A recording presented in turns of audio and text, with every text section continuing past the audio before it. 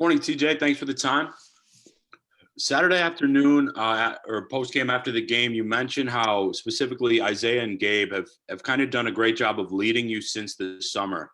I'm just curious, has that been mostly on court, kind of how they've represented themselves in the program, or some off court leadership, and how that's kind of evolved throughout the highs and lows of the season?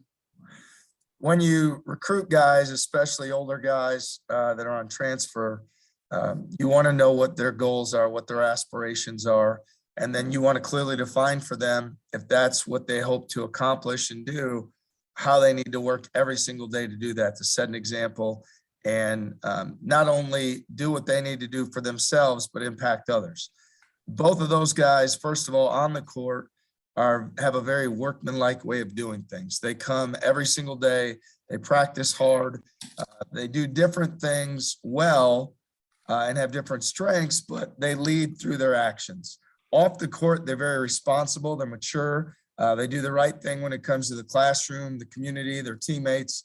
They have great character. So to me, if you look across the country, or every team I can think of, when your best players are great guys and great workers, that usually paves the way to have success. And we're fortunate that both of those guys have backed up what they said in the recruiting process. Is they wanted more responsibility, and they would step up, and on the court, off the court, and in the classroom, they've done it. And so we're going to continue to hold them to that high standard that they've established for our entire group in our program.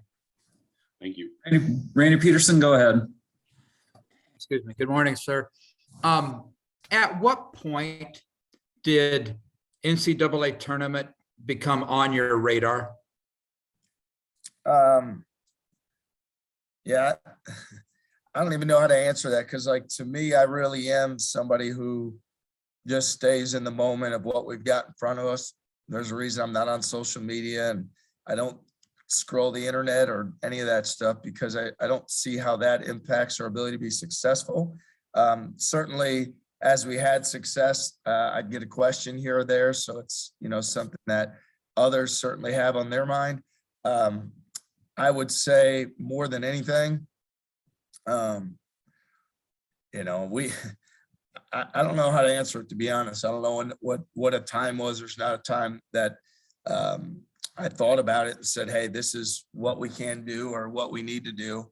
I would say more than anything, it's just wanting our guys to continue to get better, to play the best they can. And, regardless, obviously we're competitive, want to win every game, but proud of what we've accomplished up to this point, and hopefully we can continue to get better and play our best basketball. I think it's still in front of us. And if that happens, there's going to be opportunities in the postseason. So, TJ, is it concerning is probably not the right word, but what are your thoughts about the fans? That's essentially all they're talking about right now.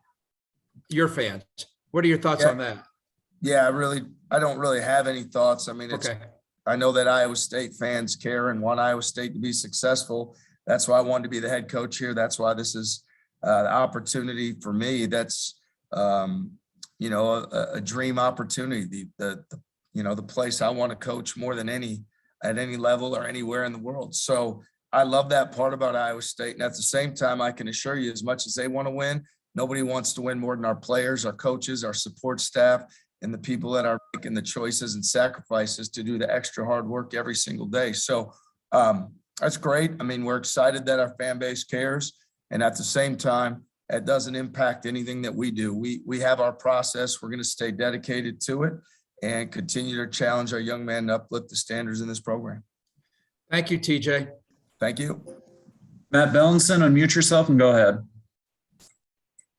TJ, last time you faced West Virginia, I think you guys missed about 10 free throws. And just looking at the stats here, it looks like you guys are right around, 253rd in the country in free throw percentage. I guess, obviously, the key is to make those shots. I mean, how, from your vantage point, how do you get the guys to be more effective at the free throw line?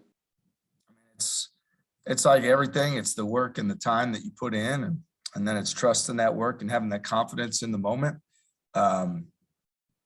I really don't think it's any more than that. I mean, I think our guys understand how much I believe in them, and I'll always believe in guys that do the extra and put in the extra work. So if you want to perform better in big moments, then you need to work harder when nobody's watching. And I believe our guys are doing that. And if they continue to do that, they'll be, rewarded with successes accordingly. It seems like the last couple of games, Gabe has kind of had a, maybe just from my vantage point, a different role in this offense. He's taking a little bit less threes than we were seeing, at the start of conference plays, kind of getting to the basket a little bit more. Is that something you're consciously telling him to change, or is that just something that he's, had to kind of adjust on the fly here? Well, Gabe's earning and proving and working to have more impact on our offense. And so he's done that through some point guard play, helping facilitate offense, make plays. We've utilized him at times to try to post up and a way where he can get a catch on the interior and make a play. He's a terrific cutter. Last game drew 7 fouls just on cutting alone. And so that really helps us establish a physicality with our offense. So it's more, I think for me as a coach, continuing to expand the job we're asking him to do based on him continuing to do the work. And so he's the guy that impacts our team. We've talked about it a ton defensively, everything he does. And I'm excited to keep seeing him expand his offense because he's got a swagger to him and he's doing a lot of impactful things to help us win. You mentioned there how he drew 7 fouls. Obviously he's kind of your leader on this team in doing that, but, Aljaz and, Trey at times are no secret to doing that. I guess, is that something that you just can consciously teach them, or is that just something innate in terms of, how hard they, practice defense? And is that just something that they kind of have in them, the ability to draw those fouls? Well, I think, for our guys offensively, we want physicality, which for us a lot of times means aggressive cutting and catching the ball in the scoring area, more specifically even at the elbows with our frontline guys. So to me, that cutting with physicality and force, the way the rules are, it's supposed to be, freedom of movement when you cut, and our guys do a good job moving. They're very effort-based, enthusiastic, energy guys. So when we cut hard, we get to the line. And as you mentioned, Jazz has had some games where he's done a great job with that as well. So I think more than anything, it's about doing the things that we can to be a team that can be aggressive and physical and, offensively where we can dictate some things. And I think those guys that you mentioned, they've done a really good job with that. Thank you. Jared Stansberry, go ahead and unmute yourself and ask away. Hey, Coach, what's the biggest thing that you want to see change for your team from the first game against West Virginia? The outcome, and I'd say to change the outcome, we can't do things to hurt ourselves. I mean, we started down, it went turnover three, and before you know it, we're down 18-5, and really we're never in the game. So we can't do things to put ourselves at a deficit. We've got to dictate offense and dictate defense. And down in Morgantown, that didn't happen. So to dictate the defense, we've got to be pressuring the basketball and forcing them to dribble under duress and make plays at a speed that's faster than they're used to and generate turnovers. Offensively, we've got to cut hard. We got to snap passes. We got to eliminate turnovers, especially live ball ones. So I think both of those areas will, if we do our job, it'll help lead us to being successful. And right now we're telling our guys just focus on winning that next possession, and that whether that's offensively or defensively. And that was something that we didn't do a very good job in Morgantown, and probably was, as poor of a game as we've played. Go ahead, Randy. TJ, during your earlier stints at Iowa State, West Virginia was playing among the best defense of anybody in the country, if I recall some of that right. I mean, the pressing from end to end. Are any of the defensive principles that you guys use, or the philosophy or thought, is anything borrowed from West Virginia in the fact that, okay, they were successful doing that, pressuring way back when, and we, meaning you, thinking can be effective doing it now? Well, certainly when West Virginia came in the league, they had a very physical way of playing, and the games seemed to be higher in fouls. They seemed to last longer. But it was a very aggressive rebounding physicality, a very aggressive full court pressure. They had a lot of depth and a toughness to them. And they were really hard to play against, or they are really hard to play against night in and night out because that relentless nature, that physicality, they wear you down. And so if you were to say, have we built our system based on that? I'd say, what we've done overall is we've studied the league and studied, the history and then looked recently, why have teams been successful and why have new programs been successful? And really what it boils down to is the defense and toughness is something that if you can build that the right way, that you can find ways to make up for maybe things that you don't have as much. And so we've tried to look at other teams that have done that, West Virginia being one of them for sure, and say, how can we quickly make our program better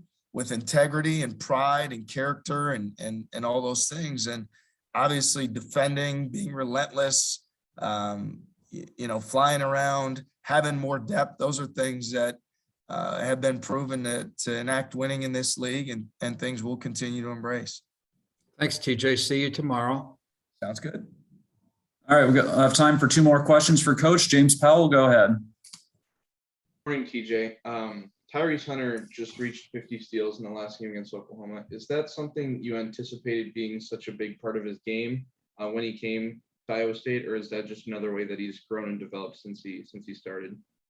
Well, he's got anticipation instincts, which are hard to teach. I mean, he's able to read plays when he's on the backside and felt like he could be effective that way. And then if you look at how we guard, trying to keep the ball on outer third of the court and forcing people to dribble and play at a faster speed, it caused them to throw passes under duress, which, whether it's a defensive back or a safety in football, oftentimes he's what we call the spy, where he's reading those passing lanes and trying to make a play. So felt like he's had those instincts.